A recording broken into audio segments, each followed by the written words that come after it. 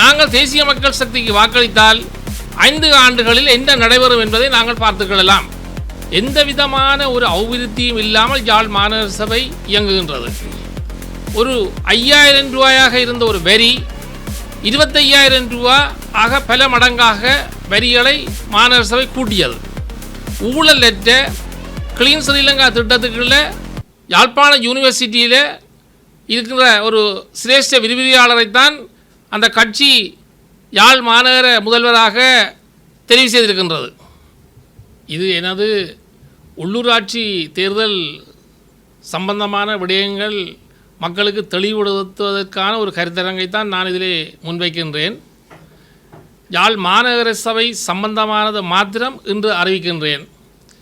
யாழ் மாநகர சபை கடந்த 50 ஆண்டுகளுக்கு மேலாக எந்த விதமான ஒரு அபிவிருத்தியும் இல்லாமல் யாழ் மாநகர சபை இயங்குகின்றது. யாழ் மாநகர சபையிலே 2010ஆம் ஆண்டு தேர்தல் முடிந்து நடந்த முதலாவது தேர்தல், அதற்கு பிறகு வந்த தேர்தல் 15ஆம் ஆண்டு வந்த தேர்தல், இன்றைக்கு 10 ஆண்டுகள் தேர்தல் நடந்து 2 ஆட்சிகள் நடைபெற்றன. 2 ஆட்சிகளிலுமே பாரிய பல கோடி ரூபா மோசடியான ஊழல்கள் நடைபெற்றிருக்கின்றன. காரணம், முன்பு 2009ஆம் ஆண்டு காலப்பகுதியிலே ஒரு 5000 ரூபாயாக இருந்த ஒரு வரி 25,000 ரூபா ஆக பல மடங்காக வரிகளை மாநகர சபை கூட்டியது. அந்த மாநகர சபைக்கு மாத வருமானம் பல கோடி ரூபா வந்தும் யாழ்ப்பாண மாநகர சபையில் எந்த விதமான ஒரு வித்தியாசமோ எந்த விதமான ஒரு அபிவிருத்தியோ இன்று வரைக்கும் நடைபெறவில்லை. அதற்கு காரணம், அந்த பணம் எங்கே போகின்றது என்பதை தேடி கண்டுபிடிக்க வேண்டிய ஒரு சூழ்நிலை. இது மக்களுடைய பணம். மக்களுடைய பணத்தை யார் சூறையாடுகிறார்கள் என்பதை கண்டுபிடிக்க வேண்டிய கட்டாய தேவை இருக்கின்றது. ஆனபடியால் நாங்கள் இந்த முறை மாநகர சபை தேர்தல் வந்திருக்கின்றது. இதில் 27 வட்டாரங்கள் இருக்கின்றன. 27 வட்டாரங்களுக்கும் 27 பிரதிநிதிகள் தெரிவு செய்யப்பட வேண்டும். இந்த 27 பிரதிநிதிகளையும் தேசிய மக்கள் சக்திக்கு வாக்களிக்க வேண்டும் என்பதுதான் என்னுடைய கோரிக்கை. காரணம் என்னென்று கேட்டால், ஊழலற்ற கிளீன் ஸ்ரீலங்கா திட்டத்துக்குள்ள வர்றது, அடுத்தது ஒரு யாழ்ப்பாண யூனிவர்சிட்டியில் இருக்கிற ஒரு சிரேஷ்ட விரிவுரையாளரைத்தான் அந்த கட்சி யாழ் மாநகர முதல்வராக தெரிவு செய்திருக்கின்றது போட்டிக்கு. இதன் அடிப்படையிலே யாழ் மாநகர சபையை நாங்கள் இந்த முறை தேசிய மக்கள் சக்தியிடம் கையளிக்க வேண்டும். காரணம், மத்தியிலே கூட்டாட்சி இருக்கின்றது. ஆனபடியால் அந்த மத்தியிலே ஜனாதிபதியினுடைய தலைமையிலே இந்த கட்சி இயங்குகின்றது. இந்த கட்சிக்கு பாராளுமன்றத்திலே 189 பாராளுமன்ற உறுப்பினர்கள் இருக்கின்றார்கள். அறுதி பெரும்பான்மையாக 180 தான் தேவை ஒரு சட்டத்தை மாற்றுவதற்கு. 159 பேர் இருக்கின்றார்கள். மேலதிகமாக 9 பேர் இருக்கின்றார்கள். ஆனபடியால் ஜனாதிபதி எங்களுடைய தமிழ் மக்களுடைய பிரச்சனையை இந்த முறை தீர்ப்பதற்கு அவர் நடவடிக்கை எடுக்க வேண்டும்.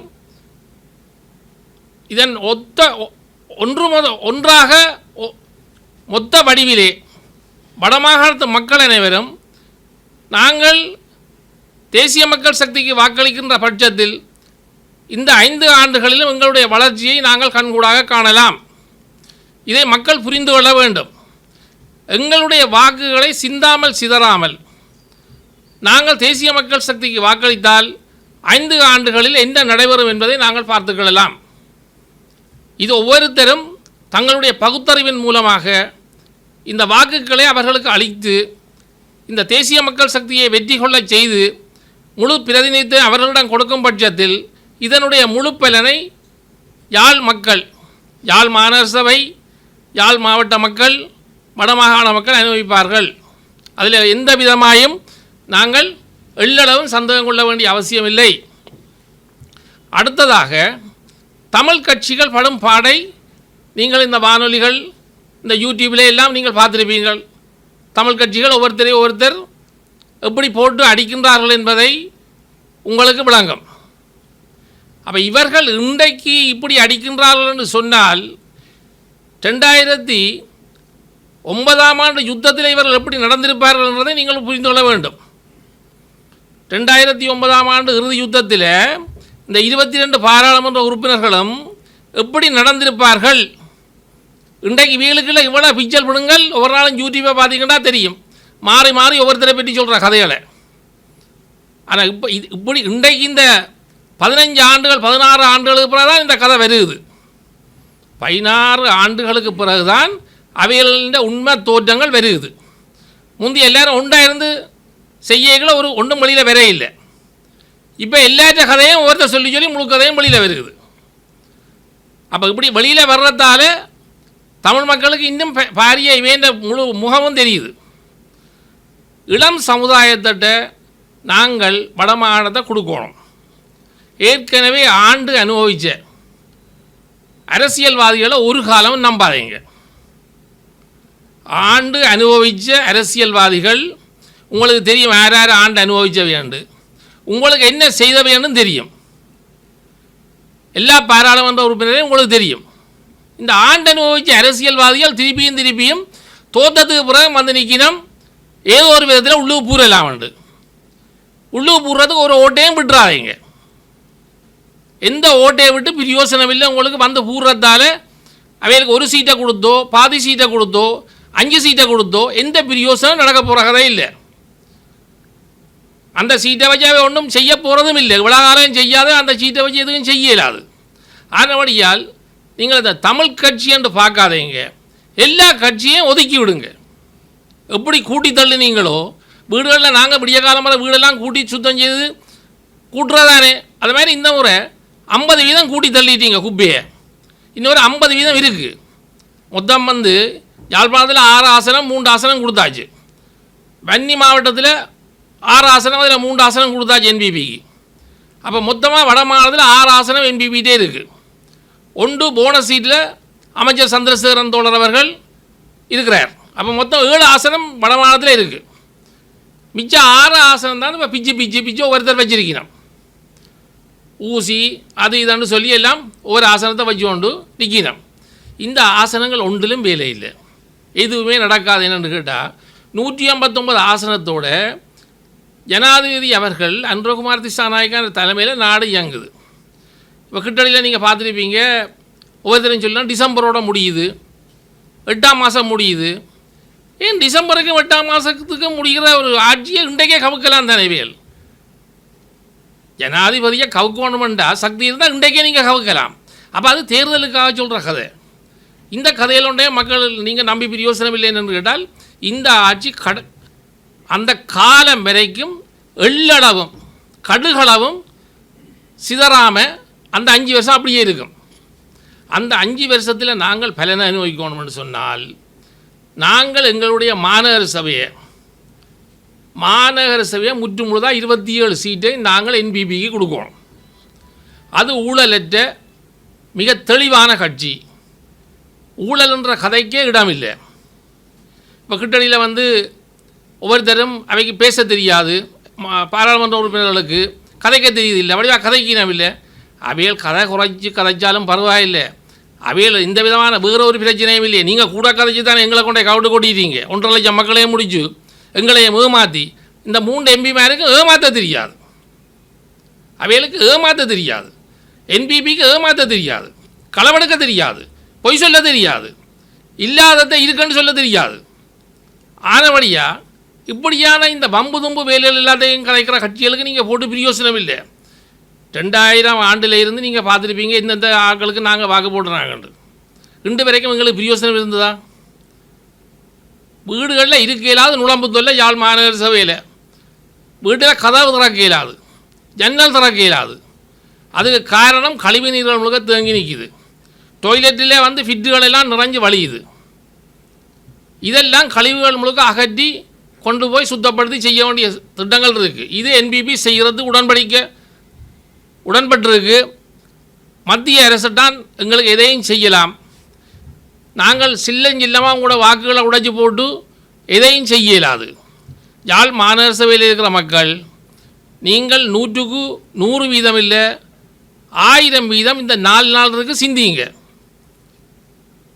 மற்றது எங்களோட கிளீன் ஸ்ரீலங்கா திட்டத்துக்கு இல்லை, நாட்டில் வந்து நாங்கள் எங்களுக்கு ஸ்டிக்கர் ஒட்டுற இல்லை, போஸ்டர் ஒட்டுற இல்லை. என்பிபி தேசிய மக்கள் சக்தி இந்த போஸ்டர்கள் எதுவுமே ஒட்டுற இல்லை. ஆனபடியா நீங்கள் போஸ்டர் இருக்குது தானே விளம்பரம் செய்யலை அதுன்னு யோசிக்காதீங்க. விளம்பரம் தேவையில்லை, எங்களுக்கு இருக்கிற விளம்பரம் காணும். நீங்கள் எங்களுக்கு வந்து தேசிய மக்கள் சக்தி நீங்கள் வாக்களிச்சிங்கன்னு சொன்னால் மாநகர சபை அடுத்த 5 ஆண்டில் மாபெரும் அபிவிருத்தியை நோக்கி போகும். அதில் நீங்கள் கடுகளவும் நீங்கள் சிந்திக்க வேண்டிய அவசியம் இல்லை. இந்த வாக்குகளை கொண்டே நீங்கள் வேறு யாருக்கும் போட்டிங்கன்னு சொன்னால் சுடலைக்கு கொண்டே குப்பையை போடுற மாதிரி தான் இருக்கும். அந்த வாக்கால் எங்களுக்கு எந்த பிரயோசனமும் வராது. எந்த கட்சிக்கும் நீங்கள் போடுறதால எந்த பலனும் பெற போகிறது இல்லை. யாழ் மாநகர சபையை நாங்கள் ஒரு மிக சிறந்த ஒரு தலைநகரமாக்கணும்னு சொல்லி சொன்னால் எங்களுடைய கனவு யாழ் மாவட்டத்து மாநகர சபையை நாங்கள் வந்து மிக ஒரு சிறந்த ஒரு மாநகர சபை ஆக்கணும்னு சொன்னால் இதை நாங்கள் என்பிபிக்கு தான் கொடுக்கணும். ஆனபடியால் உங்கள்கிட்ட தயவாக நான் போன முறையும் வந்து என்பிபிக்கு வாக்களிங்கன்னு சொல்லி வாக்களித்து 3 ஆசனம் கிடைச்சது, மொத்தமாக 6 ஆசனம் கிடைச்சிருக்கு. இந்த முறையும் சொல்கிறேன், இந்த வாக்குகளை யாருக்கும் அளிக்க போகாதீங்க, எந்த பிரயோசனமும் இல்லை. அதனுடைய என்பிபிக்கு தேசிய மக்கள் கட்சிக்கு இந்த வாக்குகளை அழியுங்கன்னு சொல்லி இது ஒரு மிகப்பெரிய ஒரு சிறந்த திட்டத்தை உருவாக்கின 5 வருஷம் என்று சொல்லி உங்களுக்கு உத்தரவாதம் தர்றேன். நீங்கள் இந்த வாக்குகளை அவர்களுக்கு போடுங்க. உங்களிடமிருந்து நான் அன்பாக விடைபெற்றுக் கொள்கின்றேன். நீங்கள் உங்களை போன்ற பலர் அரசாங்கத்தின் வெளியிலே இருந்து அழுத்தங்களை வைக்கிறார்கள், அல்லது அரசாங்கத்தினுடைய தீர்மானங்களை முக்கிய பங்கு வைக்கிறார்கள். அவையில் ஒரு காலம் யாருக்குமே இந்த அழுத்தம் கொடுக்குறீங்கள பாருங்க. இந்த கட்சி வந்து எவர்கிட்ட ஒரு ரூபா காசை உதவி வேண்டினதோ ஒரு விதமான ஒரு அழுத்தத்தையோ கொடுக்குற இல்லை. அவையில் கிளீன் ஸ்ரீலங்கா திட்டத்துக்குள்ள ஒரு நோட்டீஸ் கூட விட்டவனால தான் சொல்லியிருக்கணும். எங்கேயாவது பாருங்க, யாழ்ப்பாண குடாநாட்டுகளில் என்பிபின்ற கட்சியின் ஒரு நோட்டீஸ் இருந்தால் ஒரு அது ஒட்டி ஒரு ஸ்டிக்கர் எங்கே ஜனாதிபதியின் வருகையை முன்னிட்டு கிட்டுப்பமாக நடைபெற்ற கூட்டத்திற்கான பதாகைகள் மற்றும் சுவரொட்டிகள் ஒட்டப்பட்டது. அது ஜனாதிபதி வரையில் அது அதுக்குரிய ஆதரவாளர் யாரும் ஒட்டி இருப்பினதே அவை கட்சி ஒரு காலம் விட்டாது. அதை வழி விளங்கிக்கலுங்க. கட்சி ஒரு காலம் நீங்கள் எங்கேயாவது ஒரு ஃபோட்டோ எடுத்தாங்க கட்சி ஒட்டுதண்டு அதே அது அது அது அது வந்து ஆறாத ஆதரவாளர்கள் ஒரு கோஷியா சேர்ந்து கொண்டே ஒட்டி இருக்கலாம். அதை நானும் கண்டேன். ஆனால் அதுக்கும் வந்து ஜனாதிபதி செயலகத்துக்கோ அல்லது அமைச்சரவைக்கோ அல்லது பாராளுமன்ற உறுப்பினருக்கோ இந்த சம்பந்தம் இல்லைன்னா அது கிளீன் ஸ்ரீலங்காக்குள்ள வர்ற திட்டம். இந்த முறை பாருங்க, இந்த சிவர் எல்லாம் எல்லாரும் ஒருத்தர் போஸ்டர் ஒட்டி இருக்கணும். எங்கேயாவது ஒரு என்பிபி ஒட்டி இருக்காண்டு பாருங்க. இல்லை இல்லை இல்லை அது இல்லை. இது வந்து நாங்கள் வந்து எல்லாத்தையும் தூக்கி பார்க்கலாம் பாருங்க. எங்களோட கட்சி வந்து மிகவும் க்ளீனாக இருக்குது பாருங்க. அதில் வந்து மாற்று கருத்துக்கு இடமில்லை. நீங்கள் இன்னும் 1 வருஷம் 2 வருஷம் போகத்தான் நீங்கள் இதை பற்றி கூடுதலாக குறைச்சி கதைக்கணும் என்னென்னு கேட்டால் எங்களோட கட்சியில் ஒரு 6 மாதம் தான் பாருங்க இந்த கட்சி இயங்குது. இன்னொரு 1 வருஷம் 2 வருஷம் நீங்கள் பார்த்துட்டு நீங்கள் என்ன கேள்வி என்ன குறை இருக்குது என்ன குற்றம் இருக்குது உடனடியாக கேளுங்க. கடந்த பாராளுமன்ற தேர்தலில் தேசிய மக்கள் சக்திக்கு ஆதரவாக வாக்கு சேகரித்தவர் என்ற அடிப்படையில் உங்களை கேள்வி பிரதேச ஒருங்கிணைப்பு கூட்டங்களாக இருக்கலாம், மாவட்ட ஒருங்கிணைப்பு கூட்டங்களாக இருக்கலாம், பலவற்றும் முரண்பாடான நிலைமையில இடையில கைவிடப்படுது. அவ்வாறான நிலைமையில உள்ளூராட்சி சபைகள் இவ்வாறு ஒரு நேர்மையான ரீதியில அதில் நிச்சயமாக நீங்கள் கேட்குற கேள்வி நானும் அந்த டிவி அந்த ப்ரோக்ராம்கள் பார்த்து நான் அதில் நீங்கள் உண்மையாக கூட ஒவ்வொருத்தரும் கூட மனச்சாட்சியை தொட்டு சொல்லுங்கள். ஒவ்வொருத்தரும் யாழ்ப்பாணத்தில் பிறந்த அவ்வளோ பேரும் அதில் கதைக்கிறதெல்லாம் ஒரு தர்மமான கதையாக நியாயமாக குழப்புறத்துக்கண்டே வந்திருந்து கதைச்சால் இப்போ நீங்கள் என்னிட்ட கேள்வி கேட்க நான் உங்களுக்கு எவ்வளோ அன்பாக பதிலளிக்கிறேன். ஊசி வந்து சும்மா எல்லாத்துக்கும் ஊசியை போட்டு வந்தால் எல்லோரும் பொறுப்பானா? எல்லாத்துக்கும் ஊசி தொட்ட எல்லாத்துக்கும் ஊசி. அப்போ அது அந்த அமைச்சர் பொறுமையானவர், இந்த பாராளுமன்ற உறுப்பினர் 3 பேரும் பொறுமையான வேண்ட வழியாக கேட்டுருக்கணும். இப்போ எங்கே தோணி இதை கேட்டிருந்தால் சில வேளை அதெல்லாம் வேறு விதத்தில் முடிஞ்சிடும். நீங்களே அந்த இதெல்லாம் கேட்ட நீங்கள் தானே உங்களோட மனச்சாட்சி சொல்லுங்கள். இந்த ஊசி போட்டு ஆட்டுற ஆட்டத்தை பார்த்த நீங்கள் தானே ஊசி என்ன ஆட்டம் ஆட்டுதாண்டு இதெல்லாம் மனுஷத்தன்மையா ஒரு பண்பா ஒரு பழக்க வழக்கமா? வேறு இந்த பாராளுமன்றம் இன்றைக்கிலேயே 75 வருஷமாக இருக்கிற பாராளுமன்றமே 75 வருஷமாக இருக்கிற பாராளுமன்றத்தில் இப்படி ஒருத்தர் வந்து இவ்வளோ கேவலமான நிலையில் வந்திருக்கா இல்லையே?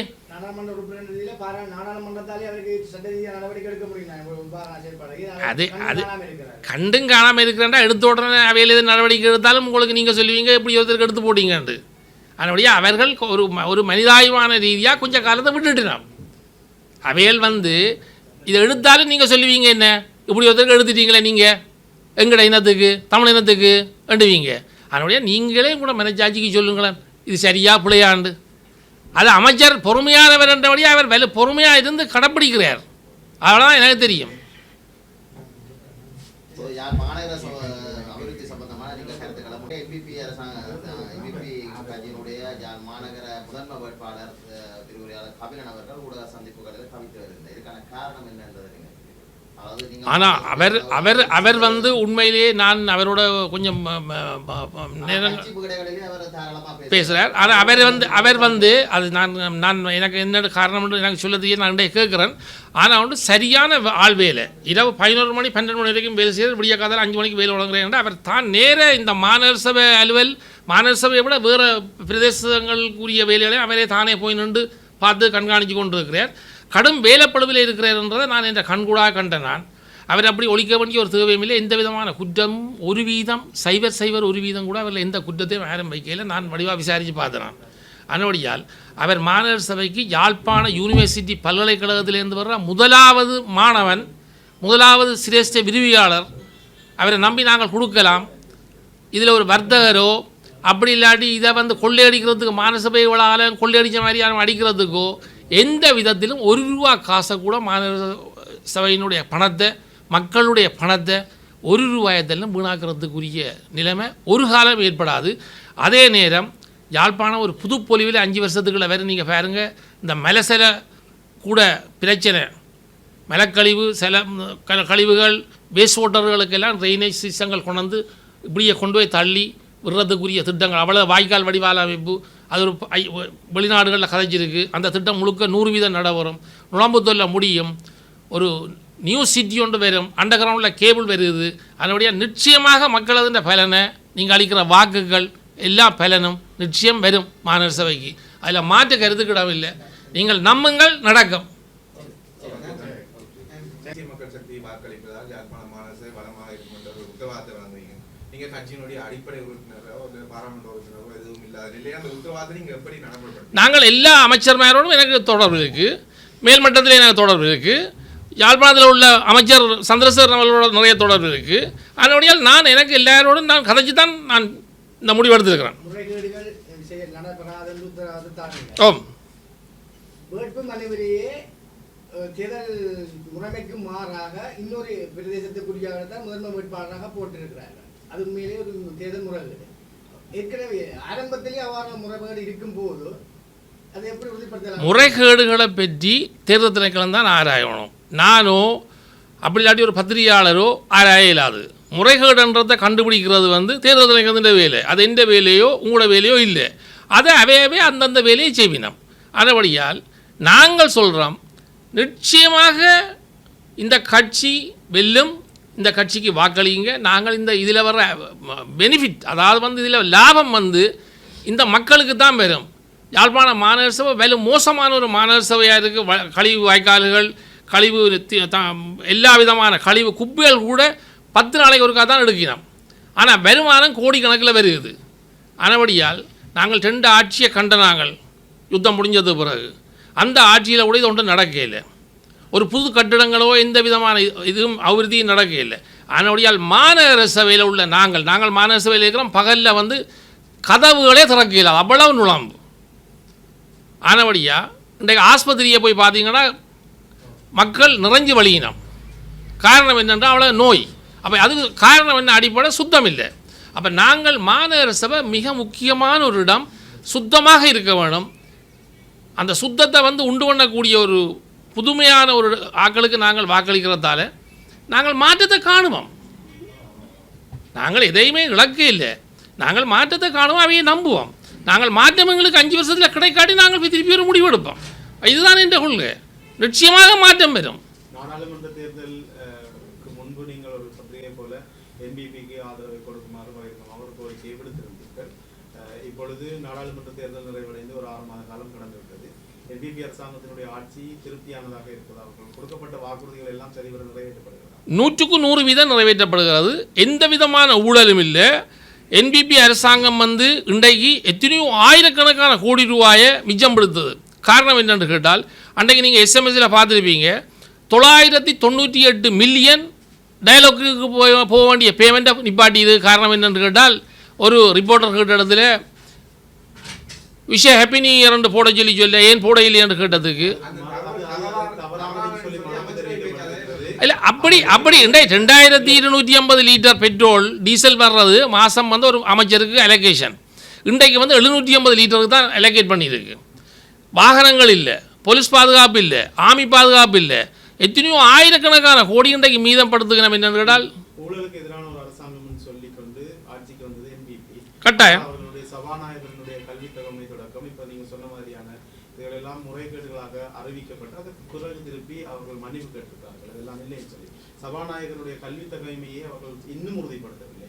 இதெல்லாம் எதிர்கட்சிகள் குற்றச்சாட்டாக முன்வைக்கிறார்கள். இதற்கு என்ன பண்ணுறது? எல்லா இடமுமே எதிர்கட்சிகள் குற்றம் சொல்கிறது. இப்போ எதிர்கட்சி என்ன சொல்லுது? டிசம்பரோட இந்த கதை முடிஞ்சதுன்னு சொல்லுது. உங்களுக்கு தெரியும் ராஜித சேனரட்னா என்ன சொல்லிக்கிறாரு. ராஜித சேனரட்னா ஏற்கனவே எத்தனையோ தரம் தடம் பிறண்டு எத்தனையோ கட்சிக்கு மாறின ஒரு ஆள்.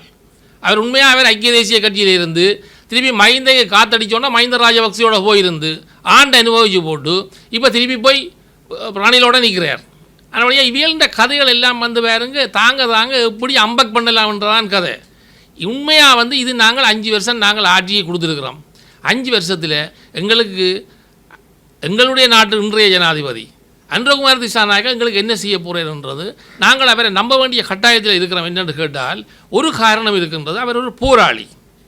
எங்களுடைய தேசிய தலைவர் ஒரு போராட்டி, அவர் மரணித்தவர்.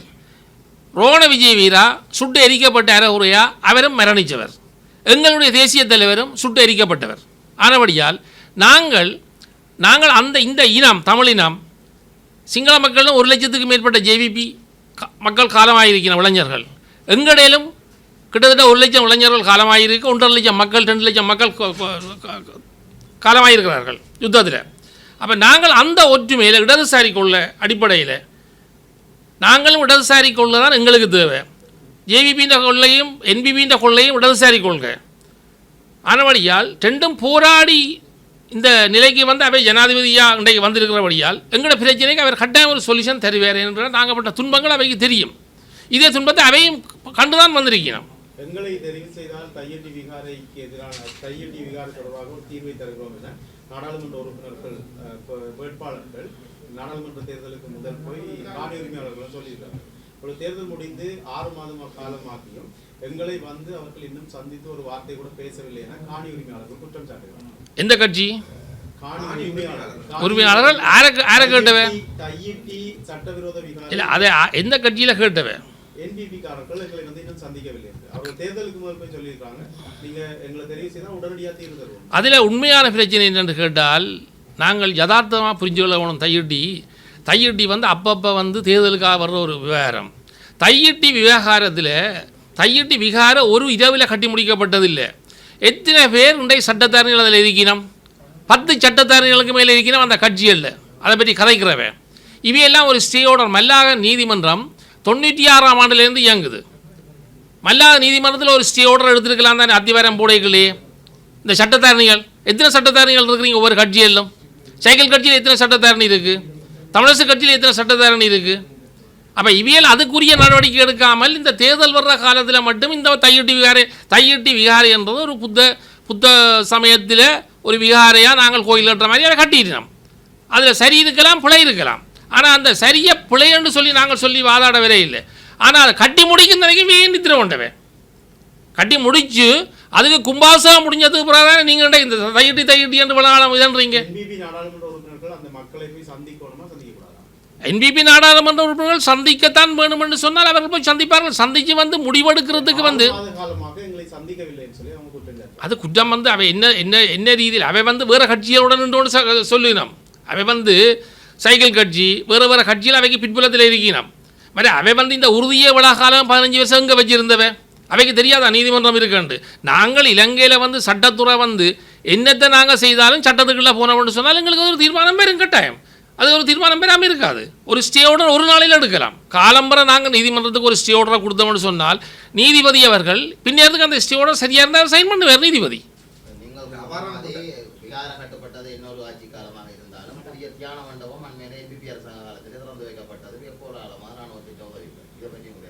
அதுவும் வந்து இப்போ அந்த அந்த அந்த வீடு அந்த காணி உரிமையாளர் ஆக்கள் நிற்கிற கட்சிக்காரன் செய்ய வேண்டிய வேலை. அந்த காணி உரிமையாளர் இது வந்து நீங்க தையிட்டி விகாரைக்கு தீர்வு தருவோம்னு சொல்லி சொன்னவங்க.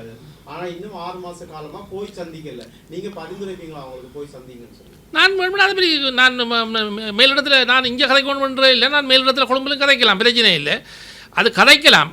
ஆனால் உண்டு நாங்கள் இடிக்கிறன்றது ஒரு காலம் நடக்காத கதை. பகல் கனவு காணக்கூடாது, விகார இடிபடும் என்று சொல்லி நாங்கள் ஒரு காலம் நாங்கள் சொல்ல தயாரில்லை. சட்டவிரோதமாக கட்டப்பட்டன்னு தெரிஞ்சும் அதன் பின்னரான காலப்பகுதியில் அண்மையில் 3-4 மாதத்துக்கு உட்பட்ட காலப்பகுதியில் தங்கு மடம் கட்டப்பட்டது. அது சட்டவிரோதமாக தெரிஞ்சு கொண்டு நீங்கள் என்ன சட்டவிரோதம்? இப்போ நாங்கள் வந்து வேறுங்க மாநகர சபையில் ஒரு மதிலுக்கு ஒரு அத்திவாரம் போட்டோடனே மாநகர சபை வந்துடுதுங்க. அப்போ இன்றைக்கு இல்லை அந்த கதையை விடுங்க. இப்போ அரசியல்வாதிக்கும் கட்டடத்துக்கும் எந்த சம்பந்தமும் இல்லை. அந்தந்த பிரதேச சபைகளுக்கு தான் கட்டடத்துக்கு பவர். பிரதேச சபையில் பெர்மிஷன் எடுக்கணும். அப்போ பிரதேச சபை என்ன செய்தது? இந்த இந்த இந்த நீங்கள் சொல்கிறீங்க சட்டவிரோதமாக கட்டுறதுண்டு. அப்போ பிரதேச சபைகளும் இந்த இந்த இதுகளை அனுமதியை கொடுக்குற நிறுவனங்களும் கைலஞ்சம் வேண்டி கொண்டு அசையுது. அவை சொல்லணுமே முதல்ல எங்களுக்கு பதில். காணி உரிமையாளர்கள் குற்றச்சாட்டு முன்வைக்கணும். இது வந்து உயர் பாதுகாப்பு வலயமாக இருக்க கட்டப்பட்ட அடுத்ததாக நீதிமன்ற தடை உத்தரவு பெறுவதில் ஒரு சிக்கல் இருக்கு. குருந்தூர் மலையில் இருக்கக்கூடிய விகாரம் வந்து நீதிமன்ற தடை உத்தரவு மீறி தான் கட்டப்பட்டது. இதுல எப்படி அந்த உத்தரவு வருகிறது? குருந்தூர் மலை சம்பந்தமானது குருந்தூர் மட்டும், அது திருவண்ணாமலை மாவட்டத்துக்கு உரியது, முல்லைத்தீவு மாவட்டத்துக்கு உரியது. இது வந்து மல்லாக நீதிமன்றத்துக்கெல்லாம் இந்த இது வரும். மல்லாக நீதிமன்றத்தில் ஏதாவது நீங்கள் இதுவரைக்கும் இன்று வரைக்கும் இந்த காணிக்காரர் ஒரு வழக்கு தாக்கல் செய்திருக்கணுமா? ஏன் செய்யல? ஏன் ஒழிச்சு கொண்டு திரிகிறீங்க? ஏன் அரசியல்வாதிக்கு பின்னுக்கு திரிகிறீங்க? என்ன தேவை இருக்குது? நீங்கள் என்பிபி அரசியல்வாதிக்கு பின்னுக்கு தெரிய தேவையில்லை, நீங்கள் சைக்கிள் கட்சிக்கு பின்னுக்கும் தெரிய தேவையில்லை, வீட்டு சின்னத்துக்கு பின்னுக்கும் தெரிய தேவையில்லை, மானுக்கு பின்னுக்கும் தெரிய தேவையில்லை, சைக்கிளுக்கு பின்னுக்கும் தெரிய தேவையில்லை, ஊசிக்கு பின்னுக்கும் தெரிய தேவையில்லை. நீங்கள் சட்ட நடவடிக்கை எடுக்கிறது உங்களுக்கு என்ன? யாழ்ப்பாணத்தில் 5000 பேர் இருக்கணுமே சட்டத்தரணிகள், ஏன் எடுக்காமல் இருக்கிறீங்க? ஏன் ஒழிக்கிறீங்க? என்ன தேவை ஒழிக்கிறதுக்கு? ஒழிக்க தெரிய வேண்டிய அவசியம் இல்லையே. இது உங்களோட சொந்த காணி யோசனாலே ஏன் ஒழிக்கிறீங்க?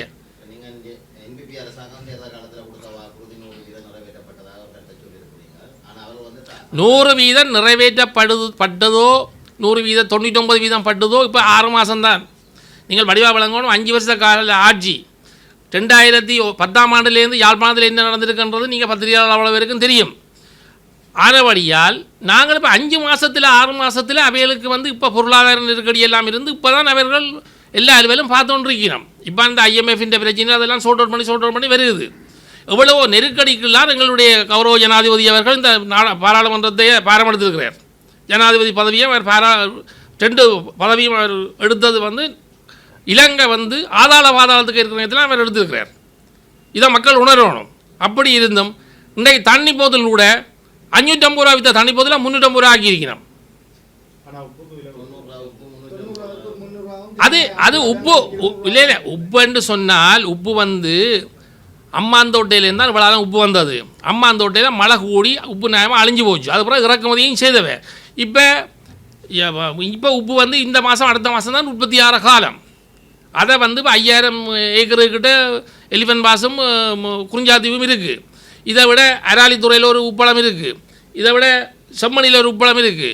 உங்களுக்கு ஞாபகம் இருக்கோ தெரியாது, விடுதலை புலிகள்ன்ற காலத்தில் ஆனவர்கள் சண்டை நடந்து இருந்த காலத்தில் ஜாழ் மாவட்டத்தில் 9 லட்சத்துக்கிட்ட மக்கள் இருந்தது. 9 லட்சம் மக்களில் உப்பு வந்து இந்த செம்மணியும் இந்த அராலித்துறையும் தான் உப்பு கொடுத்தது.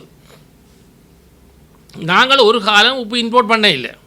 உப்பு கொழும்புலேருந்து ஏற்ற வேணாம்னு சொல்லி உப்பு கொழும்புலேருந்து ஏற்றுனதும் கிடையாது அந்த காலத்தில். இங்கே தாராளமாக உப்பு இருந்தது. அப்போ மக்களும் விளைவிச்சு கொடுத்தவை. அப்போ எங்களோட இளைஞர்களும் வந்து பாருங்க, நீங்களும் வந்து முயற்சி செய்யணும் பாருங்க. நீங்கள் முயற்சி செய்யாமல் எதையும் கேட்கலாது. இப்போ இந்த செம்மணி வேறு கிடக்கு, என்ன 20 வருஷமாக கிடக்கு. ஒரு அப்ளிகேஷனை கொடுங்களா நீங்கள் எல்லோரும் சேர்ந்து?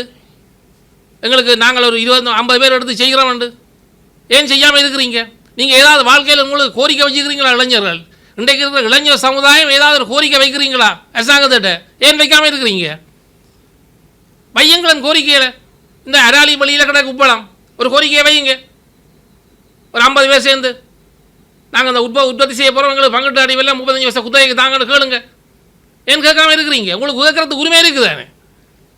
நீங்கள் விலை ஊறத்தை தான் கதைக்கிறீங்க. நாங்கள் ஏன் உற்பத்தி செய்யக்கூடாதுன்றதை சொல்லுங்களேன். நீங்கள் கேளுங்க, கேட்டு கிடைக்காடி எங்களோட கதையுங்க. நிச்சயமாக இந்த அரசாங்கம் கட்டாயம் உங்களுக்கு எல்லா அலுவலும் நீங்கள் கேட்குற உதவிகள் செய்யும். தமிழரசு கைது விவகாரத்துல வந்து இப்ப ஏற்கனவே சிறையில தமிழரசுக்கு விடுவிக்கப்படும் ஜனாதிபதி ஏற்கனவே உரையில இங்கே சொல்லியிருந்தார். இருந்தாலும் சட்டமா நிகழத்தை சாட்டி அவர்கள் விடுவிப்பு நடவடிக்கை ஈடுபட்டு கொண்டிருக்கின்றது. இந்த நிலையில வந்து 10 பேர் அதாவது தண்டனை தீர்க்கப்பட்ட கைதிகள் இருக்கிறார். ஜனாதிபதி இனத்தால் பொது மன்னிப்பில் ஒரே நாளிலே விடுதலை செய்யக்கூடிய அதிகாரம் அவற்றை கையிலே இருக்கு. ஏன் அவர் விடுதலை செய்யவில்லை? அது நீங்கள் கேட்குற கேள்வி ஒரு நியாயமான கேள்வி, உண்மையான கேள்வி. மனச்சாட்சிக்கு நீங்கள் அது உண்மையாக அதை விடுதலை செய்யணும் என்றால் அந்த யுத்தம் முடிஞ்சுது. இது சம்பந்தமாக நாங்கள் ஜனாதிபதியை எல்லாரும் ஒரு நாளைக்கு நீங்கள் வாங்க பேப்பர் ரிப்போர்ட்டர்ஸ் எல்லாம் இந்த எலெக்ஷன் முடியட்டும், தேர்தல் முடிய நான் எந்த கணக்கில் கூட்டிகிட்டு போகிறேன், ஒரு மீடியாவை வச்சு அவர்கிட்ட கேட்டு அவர் ஏன் விடுதலை செய்யலான்றதை நாங்கள் கேட்போம். ஏனென்றா அவர் மன்னிப்பு கொடுக்க அவருக்கு கேளும். ஏன்னா இது யுத்தம் முடிஞ்சுது. யுத்தம் முடிஞ்சது மட்டும் இல்லை பாருங்கள், இனிமேல் எந்த காலத்திலேயும் வந்து ஒருத்தரை ஒரு துவக்க தூக்குறதுக்கு இங்கே வடமாநிலத்தில் ஒருத்தரும் தயாரும் இல்லை. ஏன்னா அந்தளவுக்கு எங்களோட மக்கள் நொந்து நூலாகி நிற்கிறோம். ஆனால் ஜனாதிபதி இப்போ நீங்கள் இவர் கேட்குற கேள்வி ஒரு தரமான கேள்வி. அதில் ஒரு 3 பேர் 4 பேரத்தெல்லாம் விடத்தான் வேணும். இது சம்பந்தமாக நாங்கள் கதைக்கோணும் பாருங்க. நாங்கள் எதையும் கேட்காமல் பெற இயலாது பாருங்க. நாங்கள் அடிக்கடி கேட்கணும். நீங்கள் கேட்குற கேள்வி ஒரு நியாயமான ஒரு தர்மமான கேள்வி. நிச்சயமாக நாங்கள் அது சம்பந்தமாக நாங்கள் ஒரு கதைச்சி திருப்பி ஒரு தீர்மானத்தை எடுத்து திருப்பியும் கதைப்போம். கதைச்சி நாங்கள் அந்த விடுதலையை நாங்கள் கொண்டுடலாம். ஏன்னா அந்த 10 பேரை விடுதலை செய்யலாம். அவர் ஏற்கனவே அது விடுதலை செய்யக்கூடிய ஒரு நிலையிலான் இருக்குது. ஏன்னா அது பொது மன்னிப்புன்ற அடிப்படையில் அதெல்லாம் விடலாம். அதில் மாற்று கருத்துக்கிடம் இல்லை. ஆனால் இனி அவருக்கும் வந்து எங்களுக்கு ஒரு நாளைக்கு இவ்வளோ பிரச்சனை இருக்குன்னு சொன்னால் அவர் ஒரு நாட்டு தலைவராக இருக்கிறதுக்கு ஆயிரக்கணக்கில் பிரச்சனைகள் இருக்கும். நாங்கள் அதை வந்து ஒரு அணுகிற விதமாக கதைச்சி எல்லோரும் சேர்ந்து இடைக்கிட அது சம்மந்தமாக கதைக்கணும். கதை கேட்கல நாங்கள் செய்யலாம். அதனுடைய நீங்கள் இந்த மீடியா தான் அதை கொஞ்சம் புஷ் பண்ணணும். நானும் வாரேன்.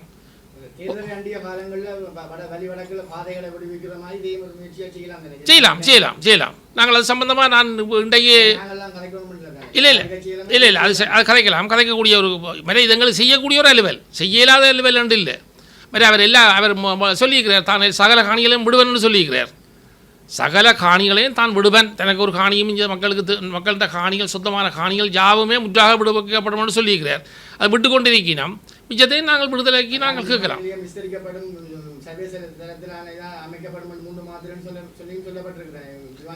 கட்டாயமாக அது நடக்கும்.